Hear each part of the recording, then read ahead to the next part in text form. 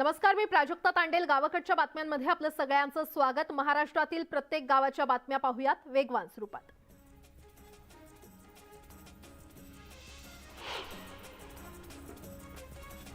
मावळ तालुक्यातील 11 ग्रामपंचायतींमधील कार्यकाळ संपल्याने प्रशासकांची नियुक्ती करण्यात आलेली आहे. तर मे महिन्यात भाजे, मुंढावरे आणि सांगिसे या गावांवर प्रशासकांची नियुक्ती करण्यात येणार आहे.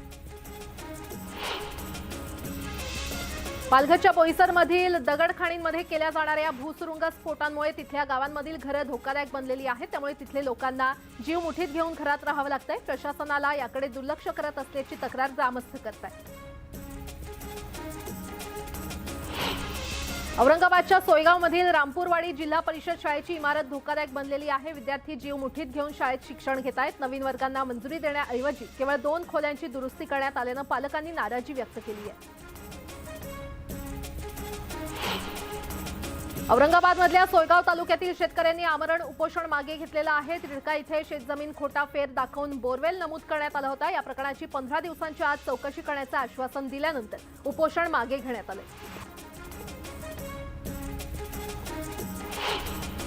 राज्यातील कारागृहातील 189 कैद्यांची सुटका करण्यात आलेली आहे. केंद्रीय गृह मंत्रालयामार्फत घालून देण्यात आलेल्या निकषाची पूर्तता केलेल्या कैद्यांची सुटका करण्यात आली आहे.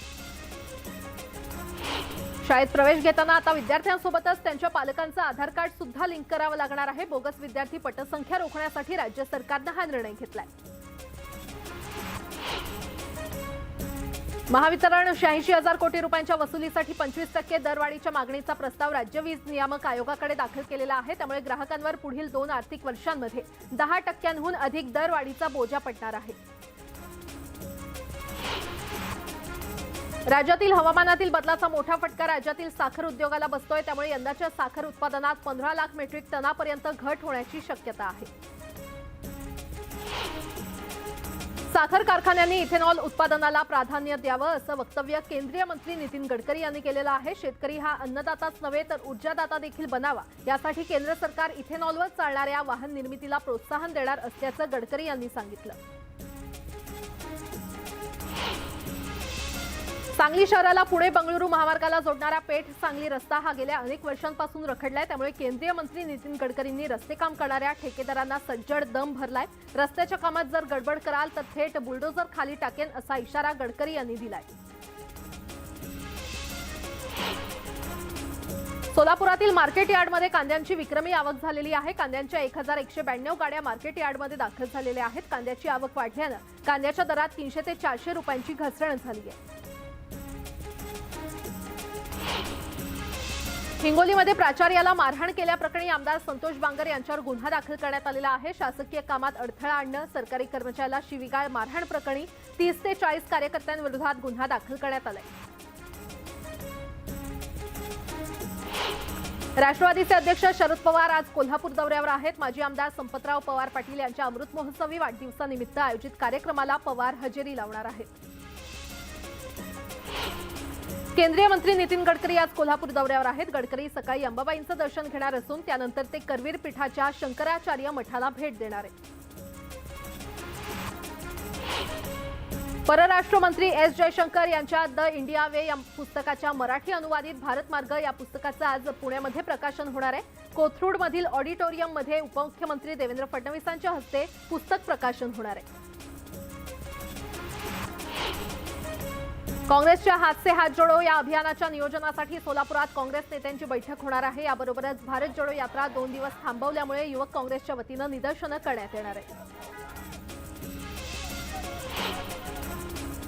हिऱ्याची किंमत बाजारात गेल्यावरच कळते असं प्रत्युत्तर शिंदे पक्षाच्या संजय गायकवाड यांनी उद्धव ठाकरेंना दिलेलं आहे. एकनाथ शिंदे खरा हिरा आहेत आणि त्या हिऱ्याची किंमत राज्याला कळली आहे असं देखील संजय गायकवाड यांनी म्हटलं. खोटं जात प्रमाणपत्र असणाऱ्यांना निवडून देणार का असा सवाल आमदार यशोमती ठाकूर यांनी केलेला आहे. यावेळी त्यांनी खासदार नवनीत राणांवर निशाणा साधला. अमरावतीमध्ये एका कार्यक्रमात त्यांनी हे वक्तव्य केलं.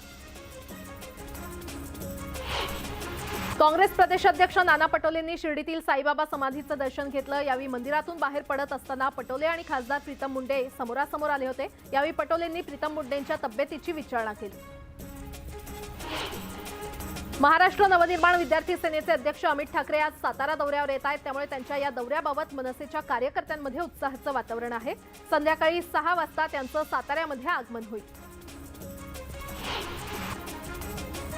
केंद्रीय अर्थ राज्यमंत्री भागवत कराड यांनी औरंगाबादच्या वाळूजमध्ये उद्योजकांशी संवाद साधला। शेंद्रा ते वाळूज एमआयडीसीला जोडणाऱ्या 23 किलोमीटरच्या ब्रिजचा डीपीआर तयार झाला असून लवकरच कार्यान्वित करण्याचे प्रयत्न सुरू असल्याचं भागवत कराड यांनी यावेळी म्हटलं। मराठा आरक्षणाच्या मागणीसाठी वाडीकाळ्या येथील मराठा आंदोलक येत्या 5 फेब्रुवारीपासून आमरण उपोषणाला बसणार आहेत। मात्र त्याआधी मराठा आंदोलकांसोबत मुख्यमंत्र्यांनी आरक्षणाच्या मागणीवर चर्चा केली। या बैठकीमध्ये मुख्यमंत्र्यांनी केवळ आश्वासन दिलं, त्यामुळे वाडीकाळ्या येथील ग्रामस्थ आंदोलनावर ठाम आहेत।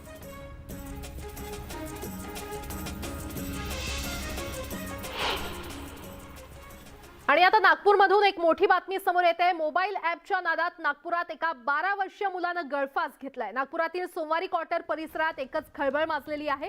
या प्रकरणात खेळता खेळता मुलाला गळफास लागल्याचा अंदाज वर्तवण्यात येतोय। अग्रण्य बारापात्रे असं या दगावलेल्या मुलाचं नाव आहे आणि अग्रण्य हा नेहमीच चिखले यांच्या घरातील छतावर जाऊन खेळत होता। 25 जानेवारीला तो खेळायला गेला आणि नायलॉनच्या ओढणीनं गळफास घेतलेल्या स्थितीमध्ये दिसला। त्याला जवळच्या रुग्णालयामध्ये हलवण्यात आलं, मात्र त्याचा आधीच मृत्यू झाल्याचं डॉक्टरांनी जाहीर केलंय। अधिक माहिती देत आहेत आमचे प्रतिनिधी उदय तिमांडे आपल्यासोबत जोडले गेलेले आहेत। उदय, मोबाईल ॲपमुळे या 12 वर्षीय मुलाला नेमका कसा गळफास लागला, काय सविस्तर माहिती कळू शकली आहे? खरं तर अतिशय धक्कादायक आणि तेवढंच हृदयद्रावक हे उदाहरण याला म्हणता येईल। आणि ज्या पद्धतीनं सध्या मोबाईलचा वापर हा लहान मुलांमध्ये अधिक प्रमाणात केला जातोय, तर त्या पार्श्वभूमीवर पालकांच्या डोळ्यात अंजन टाकणारी ही घटना आहे। कारण नागपूरच्या सोमवारी क्वार्टर भागामध्ये राहणाऱ्या अग्रण्य गेले काही दिवस जे आहे ते युट्यूबवर जे आहे ते स्कार्फ फेस कव्हर चॅलेंज पाहत होता आणि त्या चॅलेंज मध्ये जे आहेत ते चेहरा झाकून कशा टास्क पूर्ण करायचा या बाबतीतचे काही व्हिडिओ असतात आणि सतत तो मोबाईलवर राहत असल्यामुळे त्याच्या आईच्या मोबाईलमध्ये देखील तो वेगवेगळ्या प्रकारचे ऍप डाउनलोड करायचा आणि त्याच ऍप आणि व्हिडिओ पाहून त्यांनी जो आहे तो खेळता खेळता त्याचा गळफास लागून मृत्यू झाल्याचं जे आहे ते आता पोलीस तपासात प्राथमिक दृष्ट्या जे आहे ते समोर आलेल्या। मात्र अवघ्या 12 वर्षाचा मुलगा दगावल्याने जे आहे त्याचे आई वडील धक्क्यात आहेत आणि परिसरात देखील हळहळ व्यक्त केली जाते। त्यामुळे लहान मुलांच्या हातात किती वेळ मोबाईल द्यायचा आणि त्याचा कसा वापर करायचा यावर आता पालकांनी लक्ष देणं गरजेचं आहे। या घटनेने अधोरेखित झालेलं आहे। निश्चितच उदय, धन्यवाद या सविस्तर माहितीसाठी।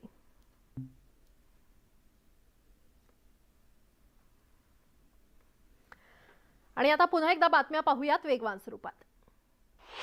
धुळ्यातील सावळदे तापी पुलावरून एक ट्रक नदीपात्रात कोसळला होता। एनडीआरएफच्या पथकाला या ट्रक चालकाचा मृतदेह बाहेर काढण्यात यश आले। गेल्या 4 दिवसांपासून या ट्रक चालकाचा शोध सुरू होता। राज्यभरात एटीएम कार्डची अदलाबदल करून लोकांना गंडा घालणाऱ्या टोळीला धुळ्यातील शिरपूर पोलिसांनी अटक केलेली आहे। या कारवाईमध्ये पोलिसांनी विविध बँकांचे तब्बल 94 एटीएम कार्ड जप्त केले। नागपुरात नायलॉन मांजामुळे एका मजुराचा गळा चिरला गेला असून वेळीच उपचार मिळाल्यानं त्याचा जीव वाचलाय। मजुराच्या गळ्याला 50 टाके आले असून नाराघाट पुलाजवळ बाईकनं जात असताना ही घटना घडली।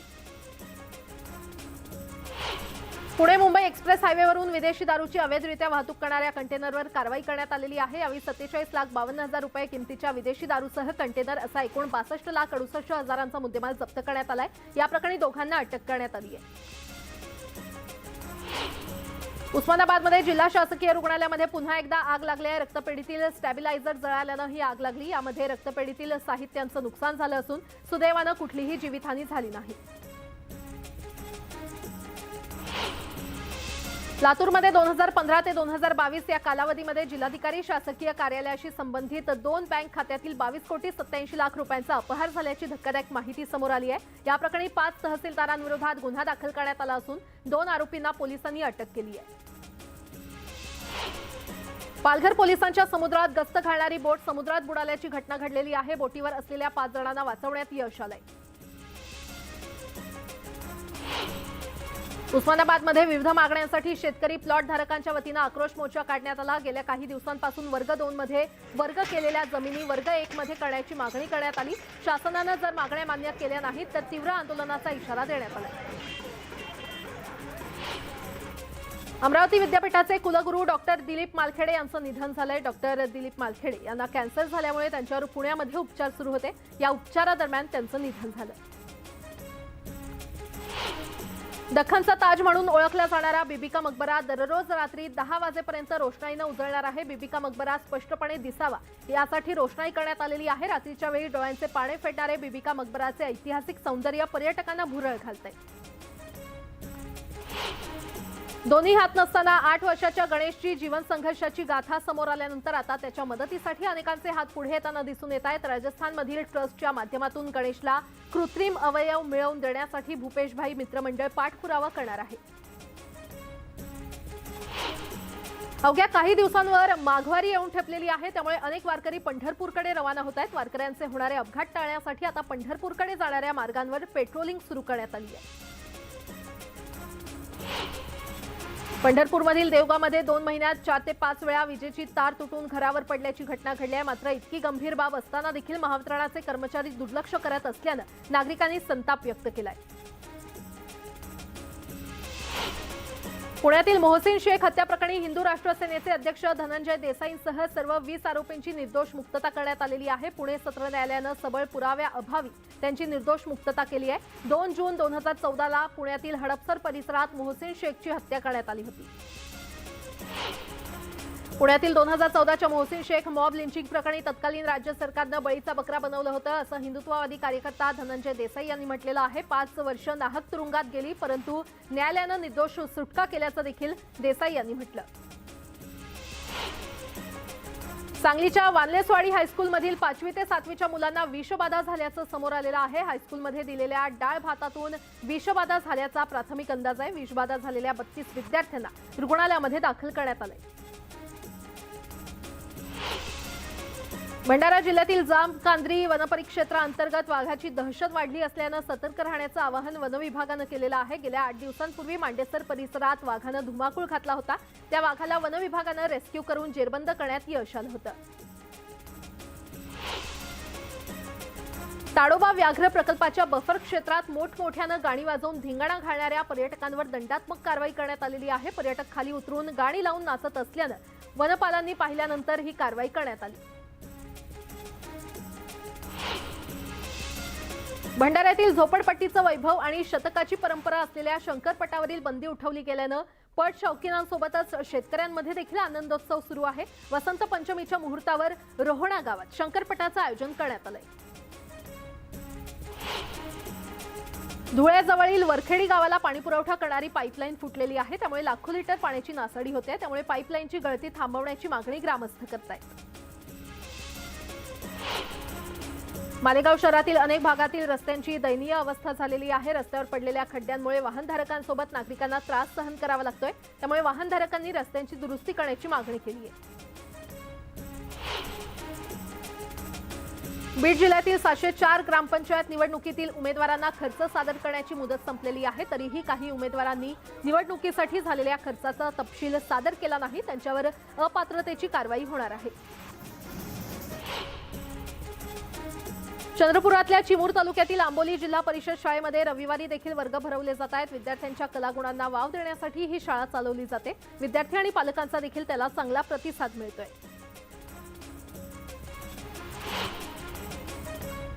भुसावळमध्ये सकाळी 10:30 वाजताच्या सुमारास भूकंपाचे सौम्य धक्के जाणवलेले आहेत। याच पार्श्वभूमीवर जिल्हाधिकारी अमन मित्तल यांनी तहसील कार्यालयामध्ये अधिकाऱ्यांची बैठक घेऊन अलर्ट राहण्याच्या सूचना केल्या। वाशीमध्ये 12 फेब्रुवारीला मुख्यमंत्री शिंदे आणि उपमुख्यमंत्री फडणवीसांच्या उपस्थितीमध्ये 593 कोटींच्या विकास कामांचं भूमिपूजन करण्यात येणार आहे। यावेळी सेवालाल महाराजांच्या अश्वारूढ पुतळा आणि सेवाध्वजाचं अनावरण होणार आहे। या कामांचा आढावा घेण्यासाठी संजय राठोड यांच्या उपस्थितीमध्ये बैठक पार पडली। बीडच्या दडकडी शहाजहानपूरमध्ये चोरट्यांनी धुमाकूळ घातला। चोरट्यांनी घराचं कुलूप तोडून सोन्या चांदीच्या दागिन्यांसह 1,74,000चा ऐवज लंपास केलाय। या प्रकरणी बीड ग्रामीण पोलीस ठाण्यात गुन्हा दाखल करण्यात आलाय।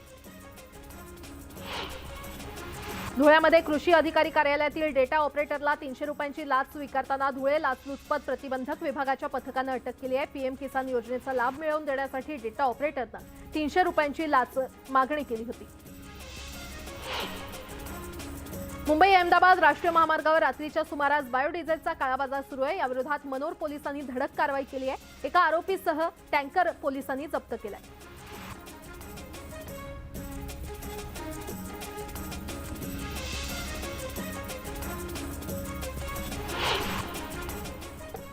आणि आता एक शॉकिंग बातमी आहे राज्यासाठी। जवळपास 1500 कोटी रुपयांचा तोटा सहन करणाऱ्या महावितरण कंपनी वीज दरात 37% वाढ करण्याची शक्यता आहे। तसा प्रस्तावच महावितरणाने महाराष्ट्र वीज नियामक आयोगाकडे सादर केलेला आहे। 86,000 कोटी रुपयांच्या वसुलीसाठी ही दरवाढ आवश्यक असल्याचं महावितरणाने अहवालात म्हटलंय। त्यामुळे वीज ग्राहकांवर आता इंधन समायोजनाचा बोजा टाकण्याचा निर्णय घेतलेला आहे आणि सन 2024-25 मध्ये आणखी 15% दरवाढ प्रस्तावित आहे। या प्रस्तावामुळे घरगुती, व्यावसायिक आणि शेतकरी अशा सर्वच श्रेणींना दरवाढीचा धक्का बसण्याची शक्यता आहे। इतकी प्रचंड मागणी आयोग स्थापन झाल्यापासून गेल्या 23 वर्षात पहिल्यांदाच करण्यात आलेली आहे आणि हे दर यावर्षी 1 एप्रिल पासून लागू होणार आहेत। ब्रेक नंतर आपलं पुन्हा एकदा स्वागत। आणि आता एक मोठी बातमी, नागपूरमध्ये आता फक्त विधान परिषद निवडणुकीच्या मतदानाच्या दिवशीच ड्राय डे असणार आहे। आधी 28 ते 30 जानेवारी आणि 2 फेब्रुवारीला जिल्हाधिकाऱ्यांनी ड्राय डे घोषित केला होता। न्यायालयाने जिल्हाधिकाऱ्यांचा आदेश रद्द केलेला आहे आणि आता त्यामुळे फक्त 30 जानेवारीलाच ड्राय डे असणार आहे। जिल्हाधिकाऱ्यांच्या आदेशाविरोधात नागपुरातील दारू विक्रेते न्यायालयामध्ये गेले होते आणि त्यानंतर हा निर्णय देण्यात आलाय।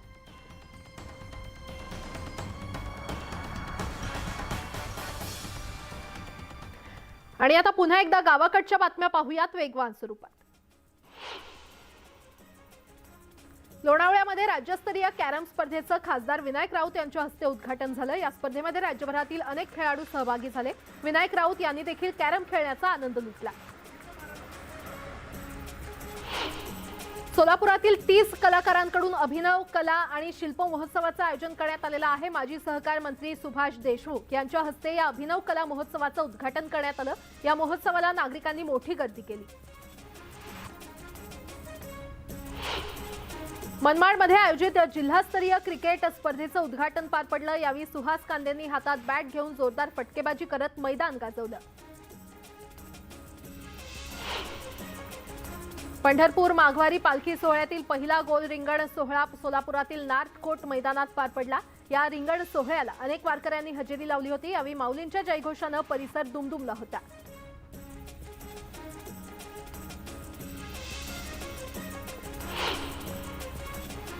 आणि आता एक मोठी बातमी, बनावट पटसंख्या दाखवून अनेक शाळा कोट्यवधी रुपयांचं सरकारी अनुदान लाटणाऱ्या शाळांना रोखण्यासाठी आता राज्य सरकारने महत्त्वाचा निर्णय घेतलाय। यापुढे शाळा प्रवेशासाठी विद्यार्थी आणि पालकांना देखील आधार सक्ती करण्याचा महत्त्वपूर्ण निर्णय घेण्यात आलेला आहे।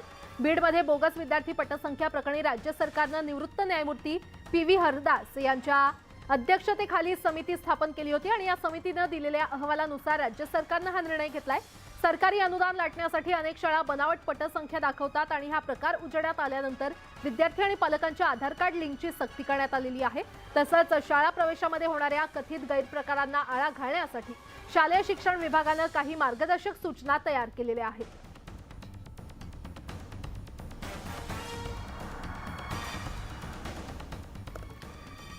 या बातम्यांसह या बुलेटिनमध्ये वेळ झाली इथेच थांबण्याची। मात्र ताज्या घडामोडींसाठी पाहत रहा न्यूज 18 लोकमत।